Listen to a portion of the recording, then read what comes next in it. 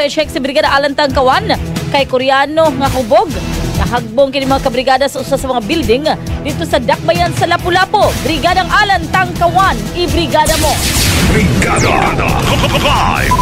Muhimo og dugang investigasyon ang kapulisan sa syudad sa Lapu-Lapu aron pagtino kung aksidente ba nga nahulog, tinuyuan nga nilayat o kaha dunay nagtukmod sa Koreano nga nahulog sa ikaduhang andana sa kondominium sa Barangay Batan, syudad sa Lapu-Lapu. Nahitabo kini alauna pasado kaganihang kadlawon. Ang hitabo nakapakurat sa mga gwardya ug mga tawo. Nailhan ang maong Koreano pinaagi sa iya nga pasaporte nga siya si Gunhi Kim, 27 anyos, apan wala matino kung taga-asa gyud kini nagpuyo sa Sugbo. Sa inisyal nga investigasyon sa kapulisan, pinaagi sa tigpamaba sa Lapu-Lapu City Police Office, Police Lieutenant Colonel Christian Torres, ang Koreano gituhuang hubog nakitaan sa mga saksi nga naglakaw sa karsada apan ni diretso og sulod sa kondominium. Hinungdan nga naalarma ang mga security guard. Nadungog na lang sa mga tao nga dunay nahagsa gikan sa ibabaw ug nasuta sa mga saksi nga maudi ay ang Koreano nga ilang nakitaan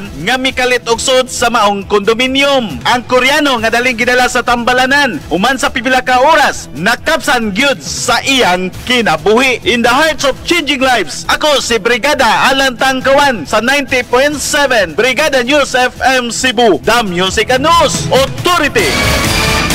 Ronda Brigada. Daghang salamat Brigada Alan Tangkawan.